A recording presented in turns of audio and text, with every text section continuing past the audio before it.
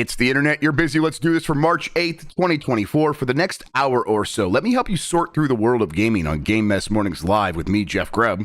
Today, Unicorn Overlord reviews are in, and they're very good. And why shouldn't Halo go to PlayStation? But first, please join me in welcoming today's co-host of Game Mess Mornings. It's Lucy James, everybody. Lucy, how are you doing? Oh, I'm swell. Oh, I was sick last week, but it was the lingering sickness where nothing was coming out. And unfortunately for you all at home, today, everything's coming out of my nose. Yep. And I guess I sound like this now. Yeah. So I'm going to mute every time I have to blow my nose. But everyone's getting sick. Everyone's getting sick. Yeah. I'm like, okay. I thought I would just keep putting off going to the doctor. I think it is an ear infection, and I think it's just going to stay there until I go get some antibiotics. So I'm really going to have to go to urgent care this weekend and actually do something about it. So I'll do it tomorrow. I'm like, I started feeling better, and then of course Mike came back from Universal, and he was sick, and I made fun of him, and then I immediately, by like an hour later, started feeling bad again. So karma is real, and it has come for me. Mate, that is. Yep. Whoa, You couldn't even write that. And Lucy, will I learn my lesson? Of course not. Of course I won't. No, that'd be absolutely absurd. Not. No, you should go take care of yourself. I'm just gonna spend this weekend. I finally finished Final Fantasy VII. It's on my life. And I'm gonna spend this weekend gonna do a little bit of cleaning. Tonight's Rat Night, though. You know about Rat Night? Listen, I thought it was International Women's Day. What is Rat Night? Why are you mixing these things up? Don't confuse me. No, I'm just a simple man. Rat Night is every Friday for me. Okay. So Rat Night. Okay, so Rat Night is different to Goblin Mode. Goblin Mode is like an extended period of being, like a little goblin. Rat Night is one night a week. I don't talk to anyone. I put on my most disgusting sweatpants. Yeah. Makeup is off, but I don't shower. I got a bottle of wine, a frozen pizza, and either some trash TV or a video game, and I get to play that, and watch that. No guilt. And that is Rat Night. Rat Night is about being your best rat self, and for me, it's Fridays. I want Rat Night, Rat unfortunately, Night for is me. followed by. Do it, and then unfortunately, the Rat Night has to be followed by Chore Saturday. Sure, of course, and that's fair. And then you get Calming Sunday. So, okay, all right. That sounds like a game plan. I have talked a lot this week. We do a lot of shows, we do a lot of stuff, but meetings, a few extra meetings, a few extra shows, slightly longer streams, things like that. You did a Friends podcast, but just fit a bunch more in this week. And I was like, last time, man, I cannot wait to not talk to anybody anymore for 6 hours. That looks good. Friday night, Rat Night, once I get the kids to bed. That sounds pretty good. Friday night, Rat Night, and Goblin Mode. And there is no judgment on Goblin Mode, but Goblin Mode is an extended period of being a rat. Goblin Mode is like a weekend. Goblin Mode is a lifestyle. Rat Night is a little treat. Yeah. Finally, we need to do something for me on International Women's Day. That's right, Lexi. How are you doing otherwise? You're finishing up a big game. You're getting over a cold. You're planning Rat Night.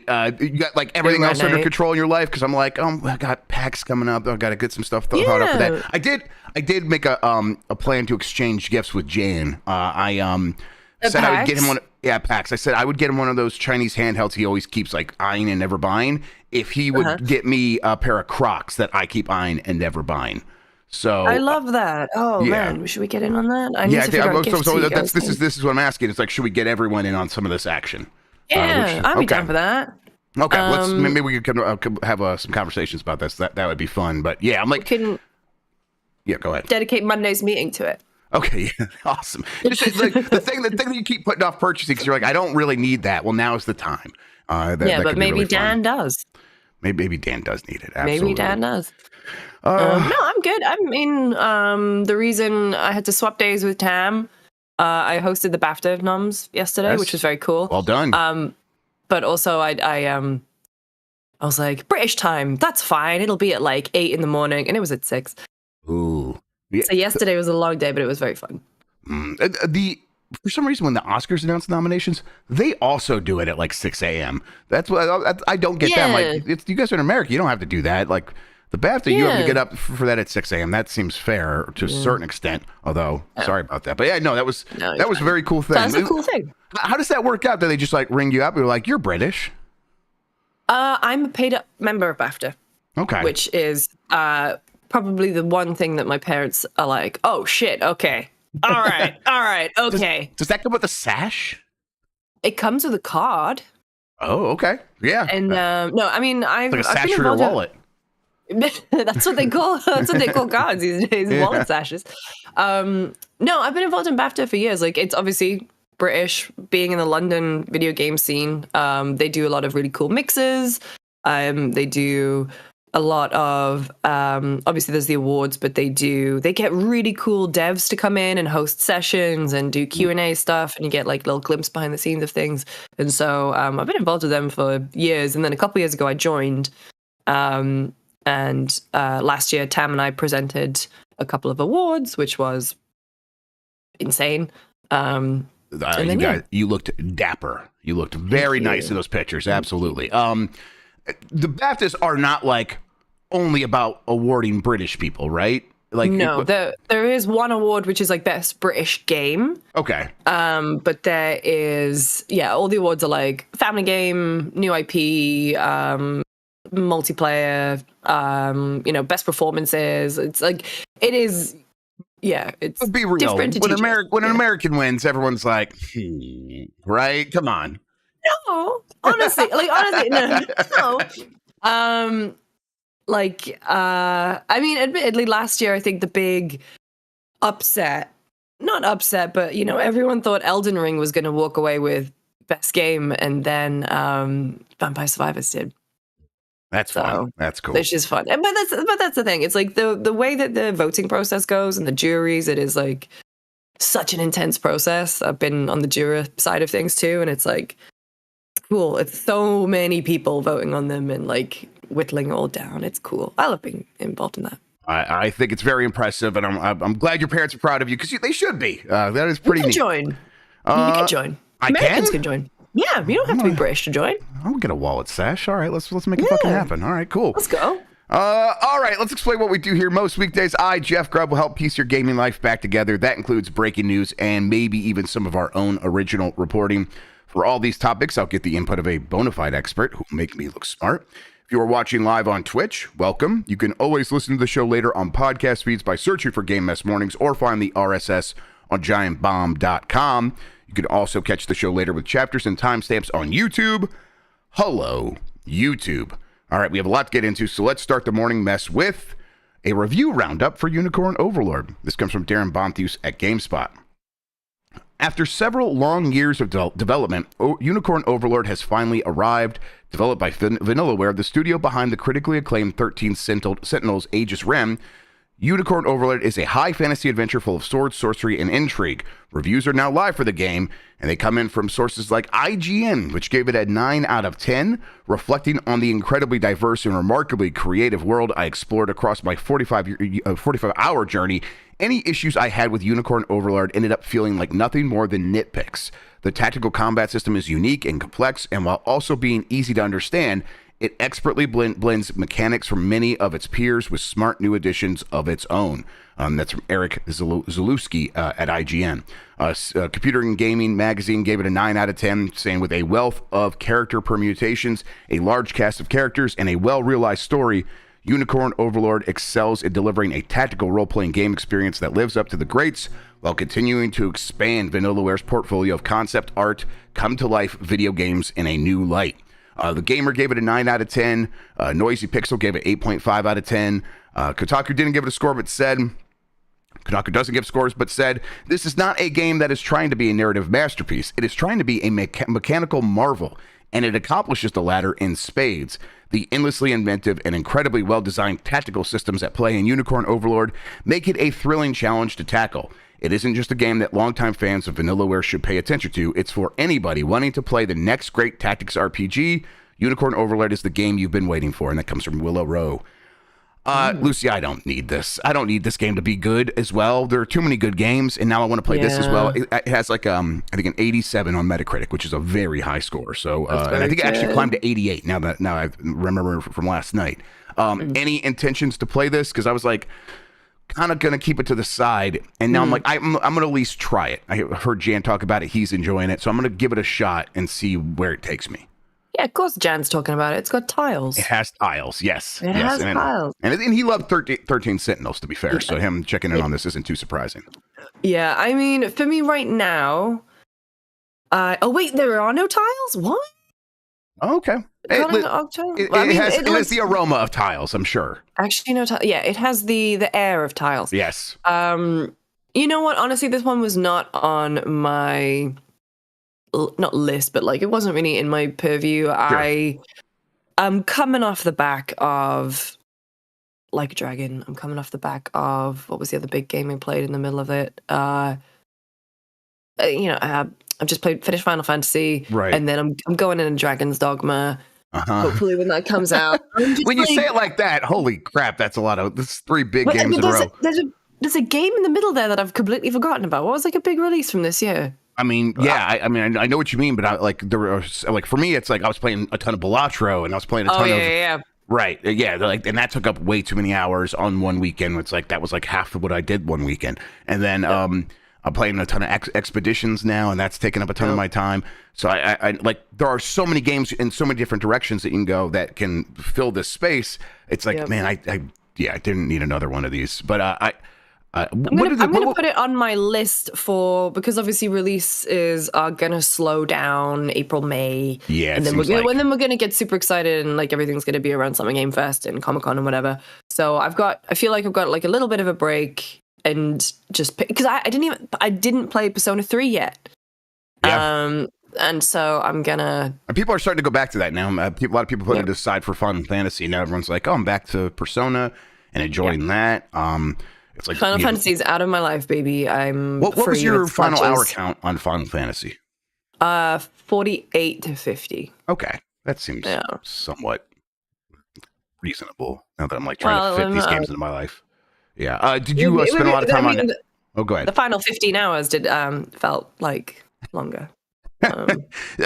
So you're in that camp of the ending is, long nonsense. So it's not the fact that the ending is nonsense that really got to me. There is a point in Chapter 11, and if you've played Chapter 11, you know exactly what I'm talking about, where the game just feels like it's wasting your time. Okay. And that is the final few chapters. No spoilers at all. Nope. But like it's everything. It's just dragged out so much, and it just and I genuinely got to the point where I was actively not enjoying playing it. And I was only playing to finish it so I could do spoiler cast, but also be part of like the conversation because everyone was talking about the ending, and I was like, oh, I have to see this ending. It's like, I got to lock down these documents because I have no idea who just put this in here. But another review got added here to the roundup. This is from Giant Bomb, 4.5 Meow Meow Beans. The quote here is slightly misleading tiles. Go all thieves and hammers, and you're in for a grand time. Don't worry, there's no naked teens and space mechs in this one, which is 13 Sentinels is guilty of last time. I'm gonna bet that's our boy Jan. But it could also be Sean or anybody who knows. Well, according to Google Docs, it's Anonymous Ifrit. So okay. Very intentional with the Final Fantasy chat there. Yeah, a little bit there. I'm gonna try it. Like I said, I'm gonna give this a shot, but it's gonna be like if it doesn't immediately get me, it's gonna be very easy to put it to the side and go back to Helldivers or Expeditions or spend more time with Final Fantasy. That Rise of Ronin's coming out pretty soon. There's so much to do, and of course, once Dragon's Dogma 2. Yeah. I'm just going to struggle with that name forever. Once Dragon's Dogma 2 is here, it's like, I think that's going to be, everyone's playing that, and I'm not going to want to miss the boat on that one. So, me too. I got some, I got some stuff like little smaller games that I wanted to play. I'm just going to I'm traveling next week. So I've got Penny's Big Breakaway. I've got Garden Life, a cozy simulator. I've got a game called there's a bunch of stuff in there. Did you see that farming sim with mechs that just came out? It was in the Steam Next Fest, and I think it just came out. And I want to play that one. No. I was playing a difficult game about climbing yesterday on the site, which is like kind of like getting over it. And I'm like, I would like to spend some more time with that. I want to beat Star Wars Dark Forces. Like, yeah, it's like not just the big games. It's all these little ones that are also at least intriguing to me. And in the case of like Penny's Big Breakaway, I'm like, no, I legit like this game. I want to spend more time with it, but it's hard. Now I probably have like an hour left of RZ. I should just finish that. It's getting out of hand. Yeah. Yep. I've been looking at, so we've got GDC and then we've got PAX, and I have been looking at my GDC schedule and I am so excited about it. Like, I think good. More than anything. Like Day of the Devs in particular, fucking sick this year, man. I'm glad that that's exciting stuff to look forward to, because it's getting developers all together and being able to go meet with them and kind of maybe getting some good feelings back in this space would be that's a welcome thing. So glad you're excited about it. Let's see here. Sticking with Unicorn Overlord, Vanillaware won't let Atlus release Unicorn Overlord for PC. This is from Jonas Mackey at Game Reactor. Today, it seems that virtually all developers and publishers have begun to realize that you could sell more games if you include more formats, where PC in particular is usually considered a no-brainer because it is an open format. But not everyone agrees. Nintendo is perhaps the best example, and if you want to play their titles, you have to get their hardware. However, there are also developers who don't even have their own format to support that are thinking along the same lines. These include Vanillaware, who this week released the unanimously acclaimed Unicorn Overlord. In an interview with the game's publisher, Atlus, over at Destructoid, it revealed that Vanillaware specifically stopped a PC release. As a publisher, we would like to deliver it for PC users as well, but per our agreement with Vanillaware, we are only releasing on console. In other words, there are no plans to port it to PC currently. What the fuck has Greg Miller done to these people? He's responsible somehow. He's got too much power.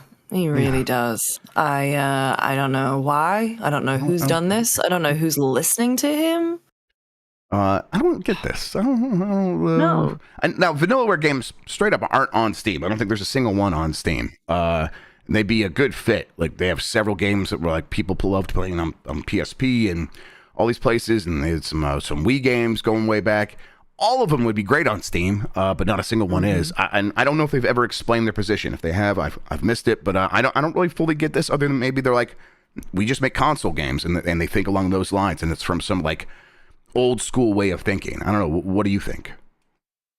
I wonder. I mean, maybe they just don't feel like the PC market is big enough or worth it. Yeah. I did see someone in chat say maybe they're afraid of piracy. Yeah, maybe. I don't know. Maybe they just don't have the resources to port it. It's weird, but it is weird. Like, you'd think like not letting Atlus or could maybe take that burden. Right? Yeah. If Atlus want to do it, like. And these are situations often where there are teams, external studios dedicated to doing PC ports for other studios, and Atlus could contract that out, and it would be very little work for Vanillaware. So yeah, I don't know. It's a little confusing to me. I hope they get over that eventually. What's happened is most publishers, developers that once felt this way have like seen the light and like, we just put it on Steam and it's kind of easy, and then we sell a bunch more copies to markets we never could reach before. Hopefully Vanillaware gets to that point as well. This next story is it's more of a question, and we'll just like a quick conversation. Someone on the Install Base forum posted the first week sales for the last several Final Fantasy releases, starting with Final Fantasy 13, and we'll take into account all the physical, digital, install base factors here in a second, but let's just go through the numbers first. On the PS3, Final Fantasy 13 sold 1.5 million copies in its first week. Later, the Final Fantasy 14, obviously a different genre, but just stick with me. On the PS4, sold 716,000 copies in its first week, and this is all in Japan, everybody. Then Final Fantasy 7 Remake did 700,000 copies, and then Final Fantasy 16 did 336,000 copies, a PS5 exclusive, and then Final Fantasy 7 Rebirth did 262,000 copies. There is a clear trend of it going down. Now, let's talk about those factors. Obviously, there are fewer PS5s in the world than there were PS4s or even PS3s when Final Fantasy 13 came out, and digital is a bigger factor. That said, it's like, okay, well, let's say digital is it's 50-50, which just seems to be a fair thing. It's probably not like 60-40 in favor of digital. It's probably is like 50-50. So you double the first week sales of let's go Final Fantasy 16, and that does get you back up to about almost to 700,000, not quite to 700,000.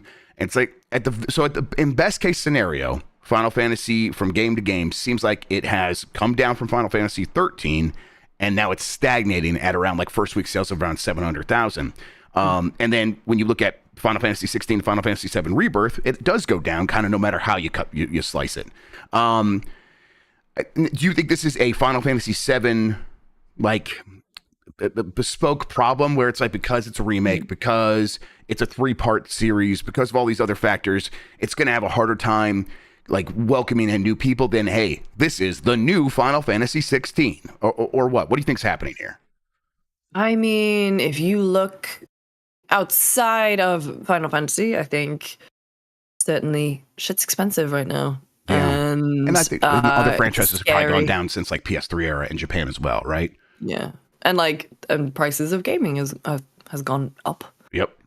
You know, you're paying a little bit more for it. And also, you know, not that we are exactly in the same state as movies where streaming has devalued going to the cinema.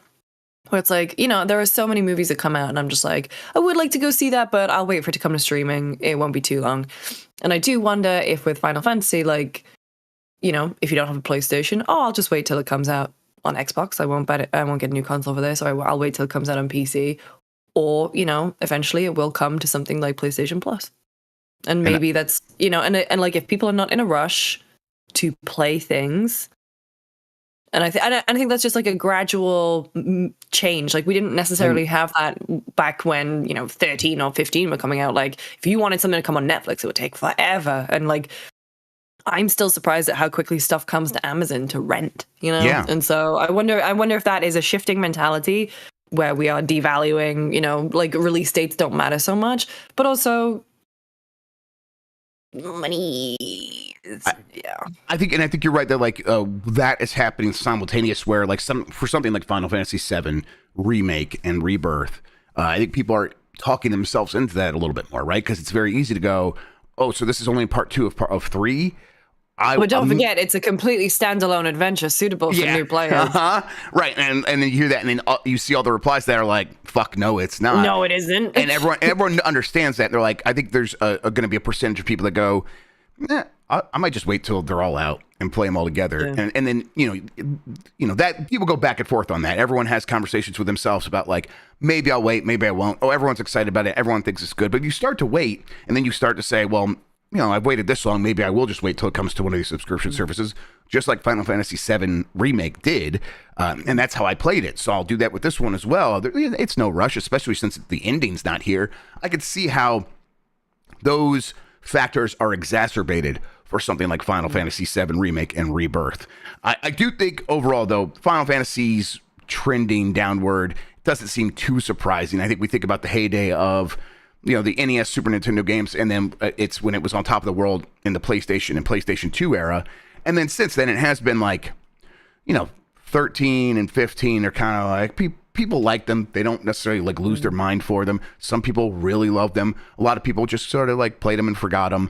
And at the very least, there's like arguments to be had about their position in the canon of Final Fantasy, where that does not happen with like 10 and before.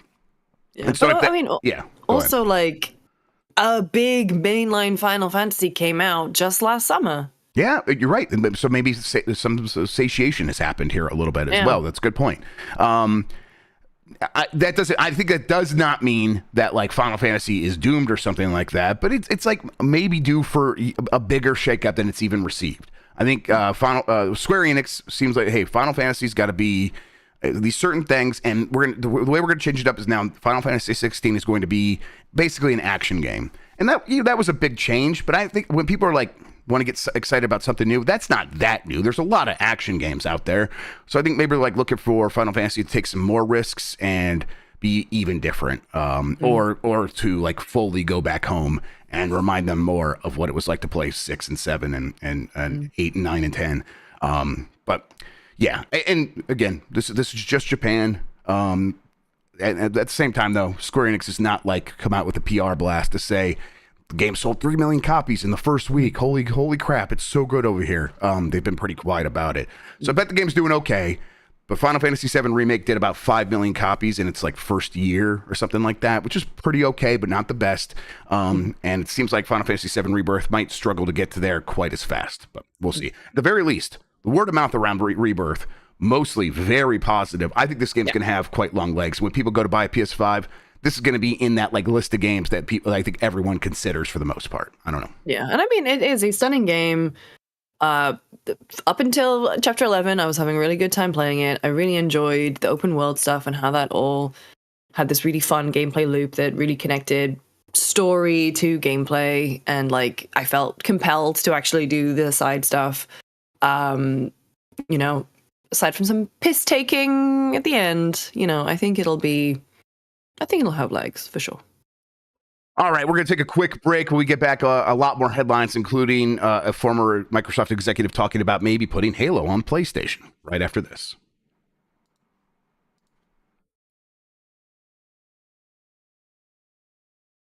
All right, we are back. And that headline is Halo on PlayStation is something Xbox has considered for a long time. This comes from Eddie McHugh at GameSpot. As a business, Microsoft regularly considers what it can do to make the most possible money and improve the size, profile, and reputation of its brand. And one idea the company contemplated was bringing Halo to PlayStation. Former Xbox executive Peter Moore told IGN that Microsoft, years ago, had conversations about Halo on PlayStation, adding that Microsoft was constantly considering its options. Microsoft even hired the consultancy company McKinsey to create a war game scenario where Microsoft executives spent a couple days on a retreat trying to better understand the competition. Basically, like Peter Moore would be would role play as Ken Kutaragi and say, what would I do if I was in charge of PlayStation? And they said that like opened their eyes to just how aggressive a competitor could be. And that led them to think, well, how could we be more aggressive or how could we be more creative? That eventually led them to be considering what was possible with Halo. For Halo specifically, Moore said Microsoft might be running the numbers now and wondering if it makes sense financially to bring a franchise like Halo to PlayStation. Beyond the potential money to be made, there are reputation and brand considerations at play, Moore said. If Microsoft says, wait, we're doing $250 million on our own platform, but if we took Halo as, let's call it a third party, we could do $1 billion. You got to think long and hard about that, right? I mean, you just got to go, yeah, should it be kept? It's a piece of intellectual property. It's bigger than just a game. And how do you leverage that? Those are the conversations that always happen with these things. How do you leverage it in everything that we would do? And I think really what this is, Lucy, is it's illustrative of how these companies think and like why when people hear, hey, this, you know, so-and-so game is being considered for multi-platform. Like in the lead up to the announcement of the 4 games, I mentioned that they were having conversations about Gears of War.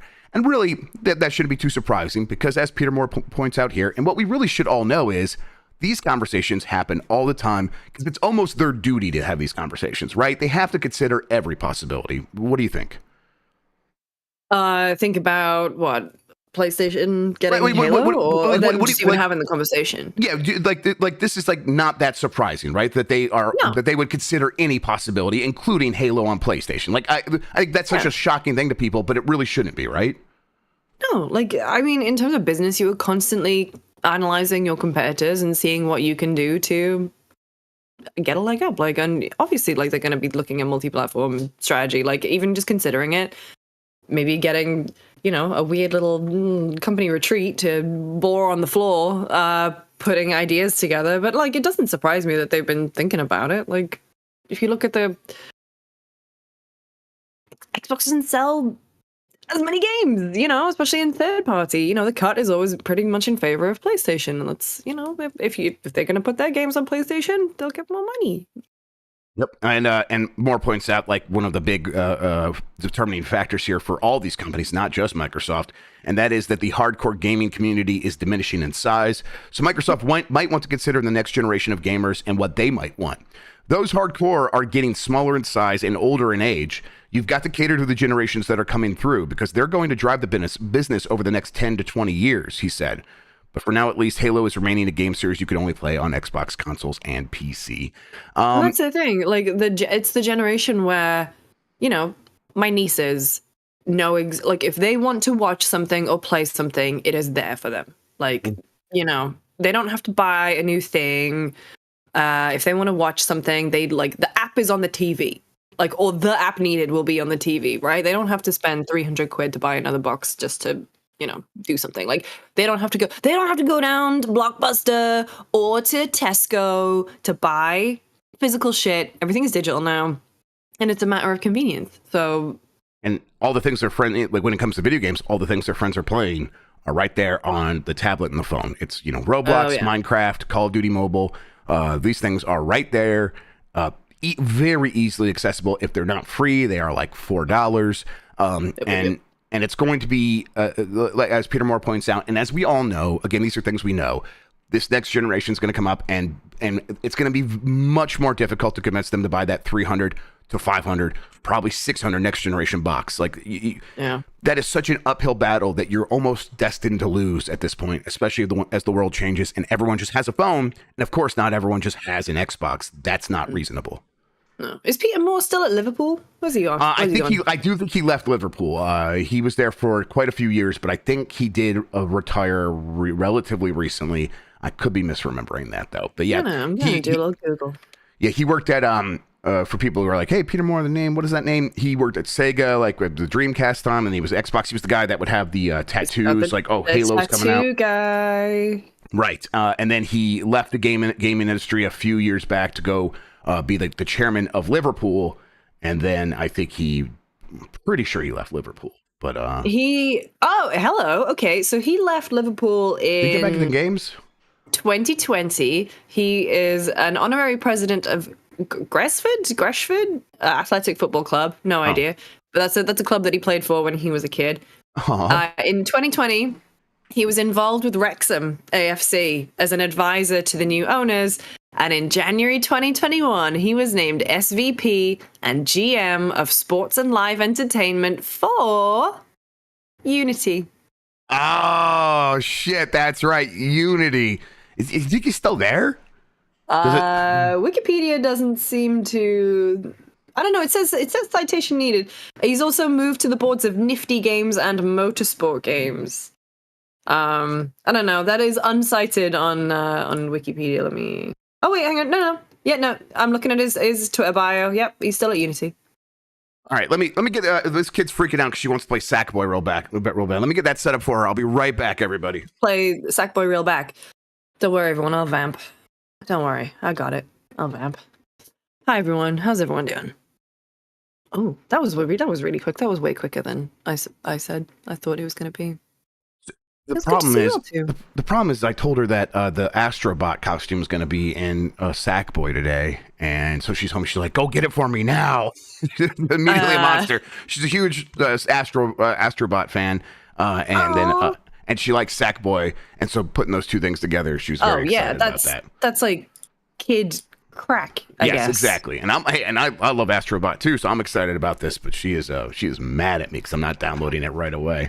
And why aren't you downloading it right now? As soon as the show's done, I'll get it, kiddo. Don't worry. All right. EA. Speaking of Peter Moore, who also worked at EA at one point, it is bringing a bunch of classic games to Steam. This is from Alex Hopley at Game Reactor. Recently, we've seen a fair few big developers bringing their PC games from their own stores to Steam. EA has given us the most recent lot of games to be brought to Valve's platform in the form of a collection of classic titles. These games range in genre, age, and more, and you can get anything from the Command & Conquer collection to Dungeon Keeper. The games, it is like Sid Meier's Alpha Centauri, Command & Conquer collection, Dungeon Keeper 2, I think. There's a handful of others, but this is pretty cool. I was actually excited about this. I was a little sad that I want to play that new Syndicate game. It's new. It's from 2012. But the newer, what new? Yeah, the newer Syndicate game, because it is on EA Play, I think still. But I don't want to boot up EA Play, so I'm not going to do that. I wish it was just on Steam and I would play it on my Steam Deck. But that's still not on Steam, and that's a little frustrating. You know what I'm frustrated about? That's not on Steam or any. I don't even believe it is on EA Play or whatever. Sims 1 and Sims 2.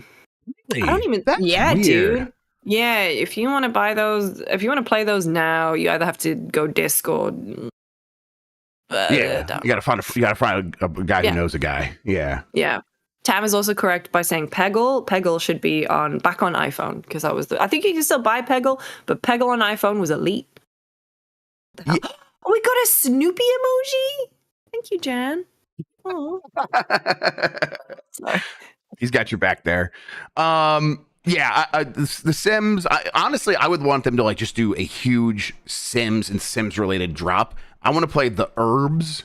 No, you don't. I want to play My Sims Secret Agent. I play Sims Medieval. Yeah, I want to play all this insane shit.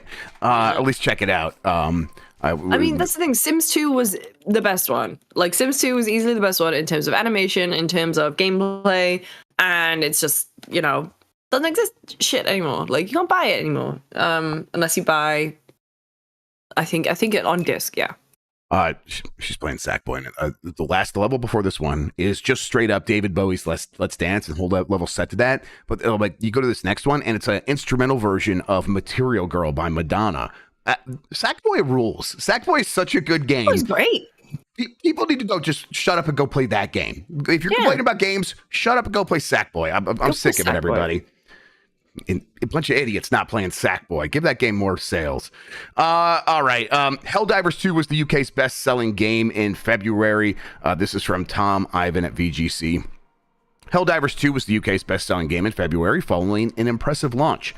That's according to data from GSD, which covers digital sales from most major publishers and all physical sales published on GamesIndustry.biz. Bucking the trend, the Sony-published shooter saw its sales grow each week after its release on February 8th. Sales during the game's first 3 weeks were just 28% lower than those of Sony's record-selling Spider-Man 2 during its first 3 weeks of availability last year.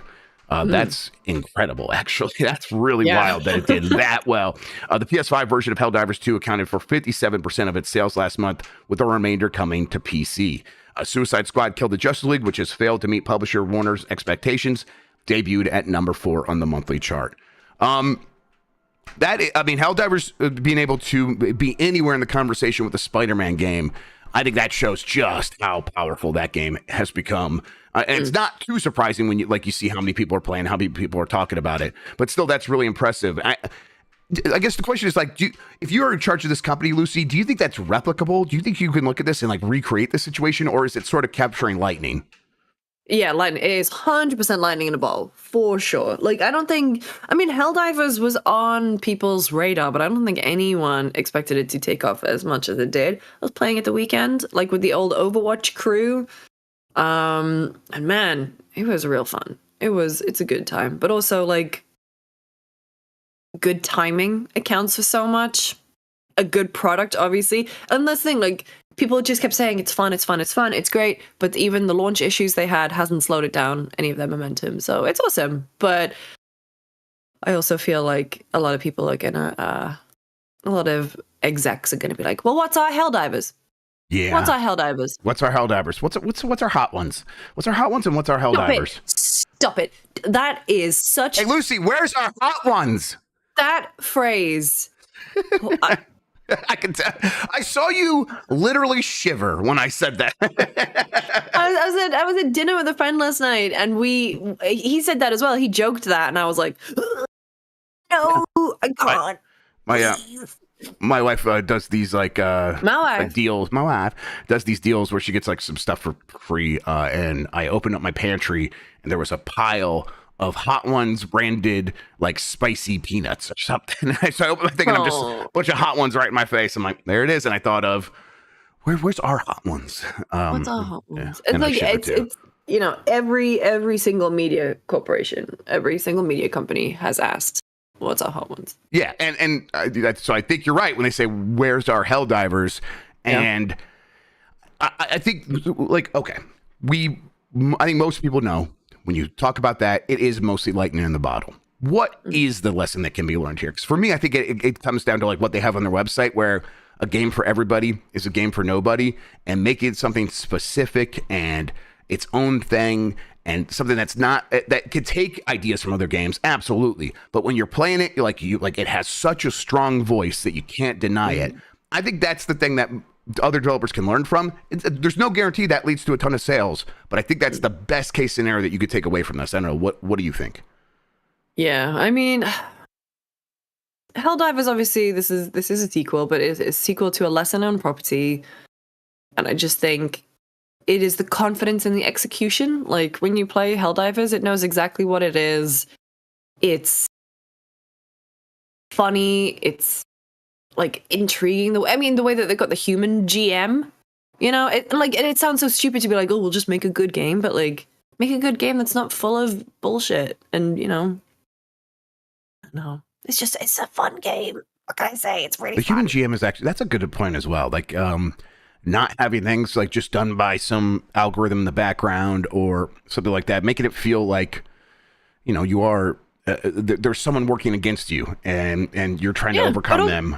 Yeah, that's neat. But also the way they're dropping new content in, right? Yeah. It's like, they're just, we're just going to try putting a tank in or something, or a mech or whatever. So it's cool. They're kind of bucking the curve a little bit. And I really, like them a lot for that. Me too. And I think it's clearly going to be something that people will want to learn from. And I hope some good lessons are learned as well. Oh shit, mechs are out. The in-world planet making them was liberated last night. Hell yeah. I love that. It's like, how cool is that, storylines. Right? Yep. Yeah, and you're part of it. Like, it's like you are making changes to the game, and then it has real consequences to how you play. That's fantastic. All right. Well, again, there's some Helldivers tonight then for Rat Night. Warner sets expectations for Hogwarts Legacy's free summer update. This is from Tom Ivan at VGC. Hogwarts Legacy developer Avalanche Software has moved to, quote, set some expectations for the game's free summer update. Ahead of the game's 1-year anniversary last month, publisher Warner Brothers confirmed that PlayStation exclusive content would be released on other platforms this summer, along with additional updates and features for the game. With plenty of speculation about what's in store for the game, Avalanche community manager Chandler Wood provided an update on the studio's plans in a message published on Twitter on Thursday. We are thrilled that you are all excited for the free update to Hogwarts Legacy this summer. We love seeing all the guesses and hopes for what will be part of this update. And while we are not ready to talk about it yet, I do want to set some expectations for what we are working on.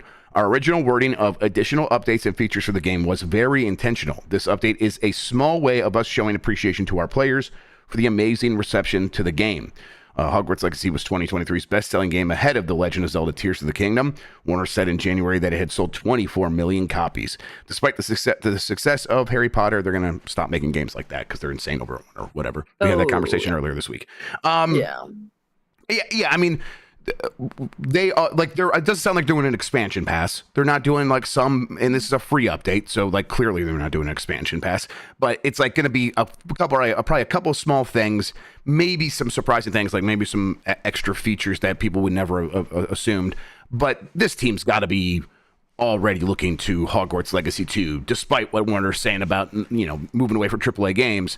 They're going to be working on a follow-up to this in some way, shape, and form, and they probably already have most of the team working on that, right? 100%. I would assume so. Warner Brothers greenlit a new Harry Potter TV show that's going into effect. Like, that franchise ain't going anywhere. They have a whole game label, which I didn't realize. Right. Oh, hang on. Portkey Games. Mm-hmm. Yeah, they're making that Quidditch game, which, like, is anyone gonna want to play that? I don't know. This Quidditch is not a good sport. It's not. No. Do you remember the I can't remember if this was a UK thing, but like when the movies were coming out, they made a broom toy, and it was a broomstick, and it had a little screen on it. And you could, like fly around, and on the screen, like the golden snitch would appear, and you could catch the snitch on this little screen.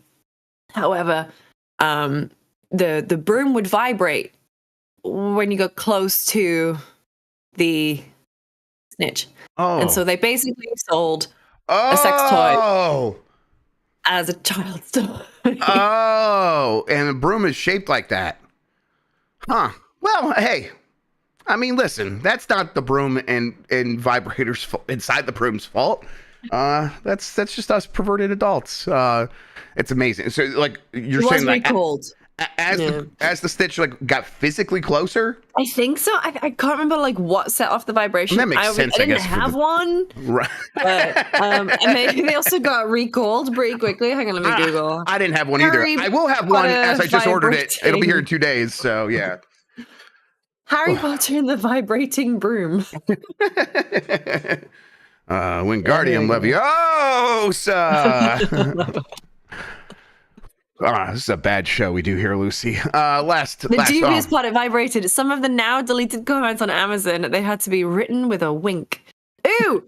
Oh no! I'm not reading that aloud. Okay, yeah, fair enough. Hey, to each their own. Whatever you got to do, and if it requires Harry Potter's help, then more power to you. All right, impossible transition. So we'll just bring it down. Restful trails to Akira Toriyama, who passed away last night. And a bunch of the people in the industry like paid tribute to him and his memory. Obviously responsible for Dragon Ball. Much of the art in Dragon Warrior, and Dragon Quest. Had a new game based on one of his other properties, Sandland. That's coming out still. Just a titan whose legacy couldn't be more secure. Just absolute rest in peace to one of the most powerful artists of all time. This was a real bummer, Lucy. Oh yeah, dude. I was at dinner last night and we were chatting and I was showing my friend something else. And then in a group chat, one of my friends had just written, "Oh my God, that's devastating."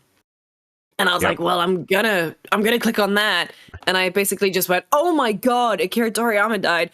And then I feel like I've unintentionally created like a flashbulb memory of just despair for my friend that I was with, because he was like, "Oh my God, I want to, cry." If you're on Twitter, of course, you'll see people like Harada, who's responsible for Tekken, saying rest in peace, and Yoshinori Ono talking about how much he meant to him, and it just goes on and on. Sakurai said something as well. It just an outpouring of love for an artist that, of course, like just has shaped so many people's sensibilities. For me, Lucy, was like seeing Goku on envelope art in GamePro and in EGM and Game Informer and all these video game magazines, and just being like, that looks pretty cool. I don't know what that is. And then learning over time, like, oh, it's this thing called Dragon Ball Z. It's Japanese animation, Japanime, as they would call it back in game magazines back then. And being like, well, I would really like to check this out. Not being able to find it anywhere, not understanding how to like import tapes or anything like that. So like when I would be on Sci-Fi Channel and something like 8 Man After would come on, I'd be like, oh, this is an anime. I'm going to check this out, and be kind of blown away by that. And then much later, when Dragon Ball Z came to Cartoon Network finally, and being like, this is on here. And it was probably like a little bit into the early run of Dragon Ball Z, kind of getting on board at that point, and just watching it every day for getting home from what it probably would have been early high school at that point, maybe late middle school, late junior high. And just, absolutely falling in love with it. And no one's done it better. So once again, rest in peace. RIP to a legend. RIP to a legend indeed. All right, that's going to do it for the news. We're going to get to the poll here in a second. While I get that set up, Lucy, what do we have going on? What do you have going on? Other than Rat Night, which is maybe the most important thing. What's going on? Other than Rat Night, baby. What am I doing? So you sound like Macho Man and Spider-Man. Rat Night, baby. Rat Night. Next week I'm actually out for half of the week, so I've got a little trip planned that I'm excited about, and then it is GDC, then it is PAX. Jesus Christ, it really is just gonna be nonstop until PAX, huh? Well, the thing is as well is that GDC technically starts on Sunday with Day of the Devs. I'm so excited about Day of the Devs. This, like, our schedule is looking really cool. I've left a bunch of spaces for stuff that we just kind of find on the show floor. We are going to be recording a new episode of Jeff's Bizarre Adventure for Diamond is Unbreakable on Monday, so that'll be going up on Wednesday, I believe. Our last episode, I think, went up this Monday. Series is really good, y'all. It's really good. It's nice to be back with the Joe Stars. And then other than that, I'm working on a new show. I'm kind of in the planning stages of that. And yeah, I'm just gonna Rat Night, dude. I'm like, look at me. You're an I'm inspiration. I'm going to as well. Yeah, I'm clearly the picture of health right now. I just need. I was going to see some friends tonight, and then it got cancelled. And I tell you, there is no greater joy than plans getting cancelled, and it's not on you. When you get that text, and you're like, "Oh, what do we do? Friday night? Okay, we'll watch Love Is Blind. Please don't spoil." And I was like, "Yeah, just like we'll go watch Love Is Blind. We'll get some wine in." And then yesterday. My friend Jen just said, actually, guys, I've got plans on Friday night. I can't do it. Can we do Saturday instead? And I just went like, I hope you know I'm not joking. Yeah. You truly are an inspiration. Like, this is 100% my feelings on this entirely. You just nailed it. It's so good. There is no greater high than a canceled plan. Like, we were doing Friends Per Second is going up this weekend as well. And 2 weeks ago, when we were recording, we were going to do something on a Tuesday night is when we typically record. And I think Ralph was busy or something, and Ralph just was like, "Guys, I'm so sorry. Can we do tomorrow night?" And I was like, "Yep, we can." Me and Mike record a podcast on Tuesdays and Thursday nights, and then occasionally, we once a month, we also do an extra podcast for Patreon subscribers called Columbros.